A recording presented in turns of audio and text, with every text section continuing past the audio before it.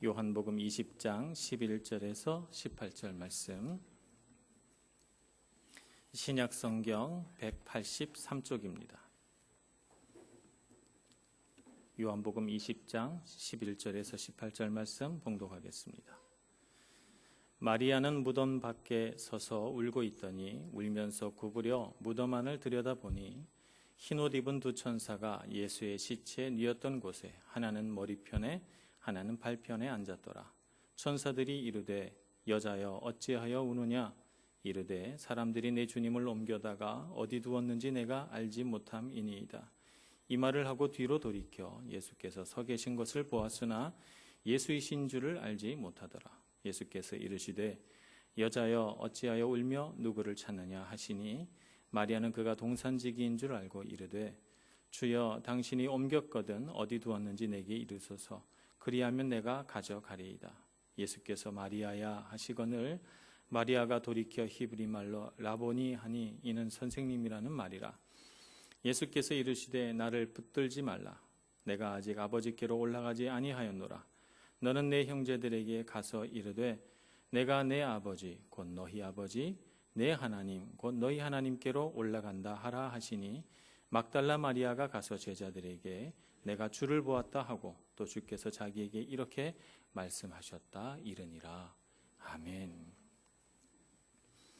막달라 마리아라고 하는 이 여인은 누가복음 8장 2절에 보면 7 귀신 들린 여인이었는데 주님께서 이 여인을 고쳐주셔서 그 이후로 이 막달라라고 하는 막달라 지역의 출신의 이 여인은 예수님과 제자들을 자기의 어떤 재물을 가지고 섬기는 사람이 됩니다. 경제적인 뒷받침을 하면서 예수님이 가신 곳은 어디든지 따라다니면서 수발을 드는 그런 여인이 됩니다. 예수님을 참 많이 사랑하고 예수님의 말씀대로 살려고 애쓰고 정말 예수님을 뒤따라가는데 조금도 주저함이 없는 그런 여인이에요. 그러다 보니 예수님께서 십자가에 달리시고 죽으신 이 사건이 그 여인에게 얼마나 큰 슬픔과 아픔이 되었겠어요. 그래서 안식일이 지나기를 기다리고 있다가 안식일이 지나자마자 이른 아침 새벽에 예수님이 묻히신 이 무덤으로 달려옵니다. 무덤에 와서 봤더니 무덤 문이 열려 있고 예수님의 시체는 온데간데 없어진 거예요. 깜짝 놀란 이 막달라 마리아는 제자들에게 가서 이 사실을 알립니다. 베드로와 또 사도 요한이 와서 여인이 말한 대로 무덤을 살펴보고는 너무 당황했어요. 사람들이 예수님의 시신을 옮겼나 보다 이렇게 생각을 하고는 당황해서 예수님의 시신을 찾으려고 다 그 무덤가를 떠납니다. 이제 혼자 남은 이 막달라 마리아는 무덤 옆에 앉아서 무덤 안을 들여다보다가 또 울고 또 무덤 안을 들여다보고 하면서 슬피 울게 됩니다. 오늘 저희들이 읽은 본문은 바로 이렇게 제자들이 떠나간 뒤에 무덤 옆에 홀로 앉은 마리아가 우는 장면서부터 시작을 하고 있습니다. 사람이 눈물을 흘릴 때는요, 사람 마음에 가장 격렬한 감정이 올라올 때 눈물을 흘려요. 그죠? 너무너무 기쁠 때도 사람이 눈물이 납니다. 기쁨이 아주 과하면 정말 우리 마음속에 울컥한 게 올라와서 눈물이 나죠. 그죠? 너무 반가운 사람을 만났다든지 너무 좋은 일이 생겼다든지 그러면 말이에요. 또 우리가 어떤 감동을 받을 때 눈물이 납니다. 그래서 마음을 찡 울리는 그런 감동이 있을 때 우리의 그 격한 감정은 눈물이 돼서 우리에게 쏟아지고 깊은 슬픔을 느꼈을 때도 눈물이 납니다. 그래서 오늘 우리는 마리아가 왜 울었을까 하는 생각을 해봐야 됩니다. 마리아에게 어떤 감정이 있어서 이렇게 격한 감정이 올라와서 눈물을 흘릴까? 우리가 다 아는 바와 같이 예수님께서 십자가에 돌아가셔서 그분을 다시는 볼 수 없기 때문에 그래서 슬픈 거예요. 그죠? 너무너무 슬프고 예수님을 사랑했던 만큼 그 상실감도 너무너무 큰 것입니다. 그래서 눈물을 흘리지 않을 수 없어요. 그런데 오늘 이 무덤가에서 마리아가 흘리는 눈물은 하나가 더 플러스 되고 있어요. 그건 뭐냐 하면 예수님의 무덤에 찾아온 이유는 예수님께서 이미 죽으시고 이 여인의 곁을 떠나가셨지만 예수님의 시신에 기름 발라드리고 향품을 넣어드리면서 사랑하는 주님을 잃은 슬픔을 위로받고자 했던 이 여인의 마음이, 위로받고자 하는 마음이 빼앗겨 버린 거예요. 시신이 없어져 버렸으니 말입니다. 그래서 정말 무력하게 무덤가에 주저앉아서 눈물을 흘리고 있는 것이죠. 이 여인의 흘리는 눈물을 가만 묵상하다 보면 거기에 우리의 눈물도 보입니다. 영적인 의미로 보면 이 여인이 흘린 눈물은 우리 이 세상을 살아가는 모든 사람에게 다 있는 눈물이다, 이렇게 말할 수가 있습니다. 죽음의 권세 앞에 선 우리 인간의 무력함, 또 그 권세 앞에서 우리가 갖게 되는 절망, 이런 것들이 사실은 눈물이 되어 쏟아지는 거죠. 우리 사람도 이 세상을 살다 보면 정말 사랑하는 사람을 잃게 되고요, 부모님의 죽음을 우리가 보게 되고, 또 내가 정말 아끼고 사랑했던 것들이 하나 둘씩 떠나가는 것들을 경험하게 됩니다. 그럴 때 우리는 이 마리아의 눈물을 이해할 수 있을 것 같아요. 우리도 그런 눈물을 흘리게 되니까 말입니다. 그런가 하면 죄로 인해 깨어진 이 세상이 우리에게 주는 아픔이 있어요. 죄로 인해서 상처 입고 괴로워하는 이 세상이 우리에게 그런 아픔을 줘서 우리도 눈물 흘릴 수밖에 없는 그런 슬픈 사건들이 있고 그런 아픈 일들이 있어서 우리가 마리아처럼 눈물 흘릴 때가 있습니다. 주저앉아서 말입니다. 그래서 마리아가 오늘 흘리는 이 눈물은 마리아의 눈물이 아니라 곧 우리의 눈물이다, 이렇게 해석해 볼 수가 있겠죠. 이 여인에게 천사는 나타나서 여자여 어찌하여 우느냐 이렇게 묻습니다. 예수님도 부지불식간에 마리아의 뒤편에 와 서서 여자여 어찌하여 우느냐 이렇게 묻습니다. 마리아가 왜 우는지 몰라서 묻는 말씀이 아니세요. 마리아에게 이제 울지 않아도 된다, 마리아야. 내가 너의 눈물을 그치게 해주마. 너의 눈물을 넘어선 나의 부활의 능력을 보아라 라고 하는 말씀이 여자여 어찌하여 우느냐라고 하는 이 말에 담겨 있는 것이죠. 하나의 반어법인 것입니다.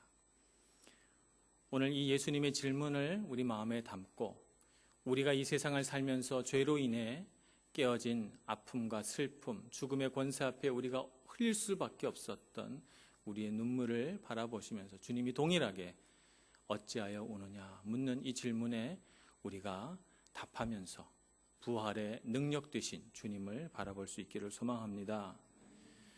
주님께서는 부활을 통해서 우리에게 무엇을 주시려고 하는 것일까요? 첫째는 죽음의 권세를 이기셨다라고 하는 것을 우리에게 가르쳐 주십니다. 예수님을 십자가에 달았을 때 세상의 권세는 승리했다고 믿었어요. 또 예수님을 너무너무 미워했던 그 세상 권세 그 배후에 숨어 있는 사탄도 그들이 이겼다고 생각했습니다. 하나님의 아들을 십자가에 못 박아 죽였으니 우리가 승리했다, 이렇게 그들은 생각한 것입니다. 그러나 예수님은 오히려 그 십자가에 이 세상 모든 사람들의 죄를 달아 같이 죽으시고 이제 무덤에서 살아나셔서 부활의 능력을 우리에게 가져다 주십니다. 그래서 사탄은 결코 예수님을 이길 수 없다라고 하는 것을 우리에게 가르쳐 주시죠. 그래서 예수님은 우리의 죄를 다 십자가에서 사하시고 부활하심으로 영광 받으시고 우리에게 예수님이 받으셨던 그 영광과 능력을 우리에게 나누어 주십니다. 빌립보서 2장 9절의 말씀을 보겠습니다. 빌립보서 2장 9절에서 11절 말씀 봉독하겠습니다. 이러므로 하나님이 그를 지극히 높여 모든 이름 위에 뛰어난 이름을 주사 하늘에 있는 자들과 땅에 있는 자들과 땅 아래에 있는 자들로 모든 무릎을 예수의 이름에 꿇게 하시고 모든 입으로 예수 그리스도를 주라 시인하여 하나님 아버지께 영광을 돌리게 하셨느니라. 아멘.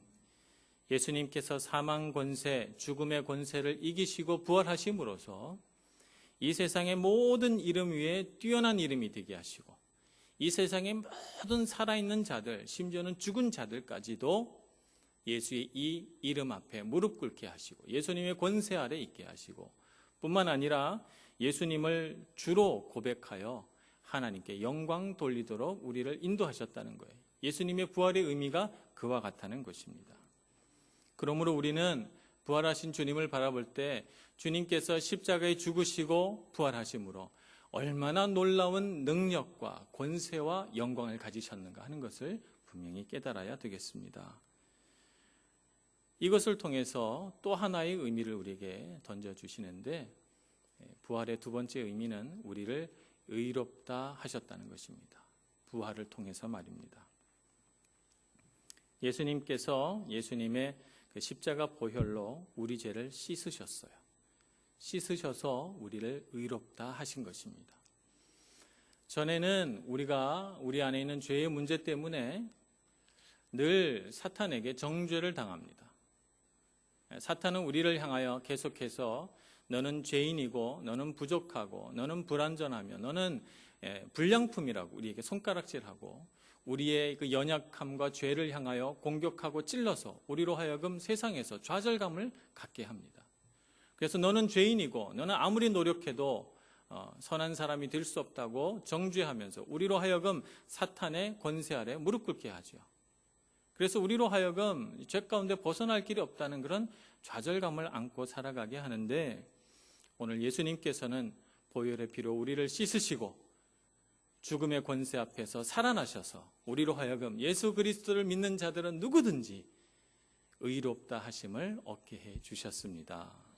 그러므로 우리가 부활의 능력을 바라볼 때 내가 예수님의 능력으로 의롭게 되었구나. 나를 묻고 나를 찌르고 나로 하여금 불량품이라고 비난하던 모든 사탄의 정죄로부터 내가 해방되었고 내가 이전에는 죄와 사망의 권세 아래 있었는데 이제는 생명의 성령의 법 아래 있구나 하는 것을 깨달아 알게 됩니다. 우리 로마서 4장을 한번 보겠습니다. 로마서 4장 25절 말씀 보겠습니다. 로마서 4장 25절 예수는 우리가 범죄한 것 때문에 내줌이 되고 또한 우리를 의롭다 하시기 위하여 살아나셨느니라. 아멘. 범죄한 것 때문에 내줌이 되어 십자가 보혈로 우리를 씻으시고 다시 부활하심으로 우리를 의롭다 하게 하셨다는 거예요. 그래서 우리에게는 능력 없는데 예수님의 부활의 능력으로 우리가 의로워진 거예요. 그래서 어떻게 되는가? 로마서 8장을 보겠습니다. 로마서 8장 1절 2절 그러므로 이제 그리스도 예수 안에 있는 자에게는 결코 정죄함이 없나니 이는 그리스도 예수 안에 있는 생명의 성령의 법이 죄와 사망의 법에서 너를 해방하였음이라. 아멘. 주님과 함께 우리도 다시 살아나는 것입니다. 우리를 묶고 있던 죄와 사망의 법은 다 깨어지고 생명과 성령의 법이 우리를 다스리게 되고 우리는 주님 안에서 자유인이 되고 해방을 누리게 되는 것입니다. 이것이 우리에게 주시는 부활의 능력입니다. 이와 같은 능력을 주시기 위해서 예수님 부활하셨고 막달라 마리아 울고 있는 그 여인의 뒤에 서셔서 이 여인의 이름을 부르십니다. 마리아야 이렇게 부르시고 이르시기를 너는 부활의 증인이 되거라. 내가 부활했다는 사실들을 제자들에게 알리고 제자들은 또 온 세상에 알려서 예수 그리스도를 모르는 많은 사람들이 이 부활의 소식을 듣고 기뻐하며 부활의 능력을 누리게 하여라 라고 말씀하셔서 오늘 우리도 이 자리에 앉아서 부활의 증인이 되고 아직 예수 그리스도의 부활의 능력을 모르는 많은 사람들에게 증인이 되어야 할 줄로 믿습니다. 그렇기 때문에 예수님의 부활의 소식은 그 옛날 제자들에게만 들려진 소식이 아니고 오늘 우리에게도 능력이 되는 말씀이 있어요. 어떻게 우리에게 능력이 되는가? 이 부활의 소식이 나와 무슨 관계가 있는가? 그것을 한번 살펴보겠습니다. 첫째는요, 우리에게 자녀의 권세를 주셨어요. 예수님께서 십자가에서 흘리신 피값으로 우리를 사셨거든요. 원래는 우리가 진노의 자녀였었는데 죄로 말미암아서 벌받고 진노 가운데 들어갈 진노의 자녀였는데 예수님의 보혈로 우리를 사셨기 때문에 우리는 주님의 자녀가 된 겁니다. 주님의 자녀가 돼서 하나님의 소유가 되었어요. 그래서 하나님께서 가지신 그 모든 것들을 상속받을 상속자가 된 것이죠. 얼마나 감사한 일입니까? 요한복음 1장 12절 13절에는 그와 같은 하나님의 원리들을 우리에게 가르쳐 주십니다. 영접하는 자, 곧 그 이름을 믿는 자들에게는 하나님의 자녀가 되는 권세를 주셨으니 이는 혈통으로나 육정으로나 사람의 뜻으로 나지 아니하고 오직 하나님께로부터 난 자들이니라. 아멘. 하나님께로부터 난 사람, 하나님의 자녀죠. 세상에 혈통으로 난 사람이 아니에요. 사람의 법으로 태어난 사람들이 아니에요. 하나님 안에서 새로 태어난 하나님의 자녀가 되는 것입니다. 그래서 우리는 예수님의 피값으로 하나님의 자녀가 됐어요. 얼마나 자랑스럽고 감사한 일입니까? 그래서 부활의 능력은 우리에게 자녀의 권세를 준다 하는 것을 우리가 알아야 합니다. 자녀의 권세를 우리가 갖고 있기 때문에 우리는 예수 그리스도께서 죽음의 권세를 이기시고 승리한 것처럼 우리도 승리합니다. 승리는 이미 확정되어 있어요. 예수님의 부활로 이미 선포되어 있는 것이죠. 그래서 사탄은 아무리 노력해도 아무리 길을 써도 우리를 이길 수 없습니다. 우리는 이미 예수 그리스도의 부활의 능력 가운데 사탄을 이겨냈기 때문입니다. 예수님의 부활로 승리가 확정된 것을 믿으시는 여러분 되시길 바랍니다. 그래서 요한일서 5장 4절에는 이렇게 선포합니다. 무릇 하나님께로 난 자마다 세상을 이기느니라. 세상을 이긴 승리는 이것이니 우리의 믿음이니라. 아멘. 우리가 하나님의 자녀 됐고 하나님께로부터 난 자 되어서 이미 세상을 이겼다 하는 것을 아시고 우리의 삶 가운데 닥쳐오는 수많은 고난과 어려움, 죽음의 권세 앞에서 조금 더 떨지 마시고 두려워하지 마시고 믿음으로 이겨내시는 여러분들 되시기를 바랍니다. 우리에게는 승리가 확정되었기 때문입니다. 부활의 능력을 믿으시고 부활절 오늘 주님의 능력을 마음껏 누리시는 저와 여러분 모두가 되기를 간절히 축원합니다. 기도하겠습니다. 자비와 능력과 은혜가 많으신 주님, 우리 가운데 오셔서 부활의 능력을 부어주시고 하나님의 자녀로서 권세 있는 자가 되어 어떤 시험과 도전 앞에서도 싸워 이겨내고 승리하는 저희들 모두가 다 되게 하여 주시옵소서. 예수님의 이름으로 기도합니다. 아멘.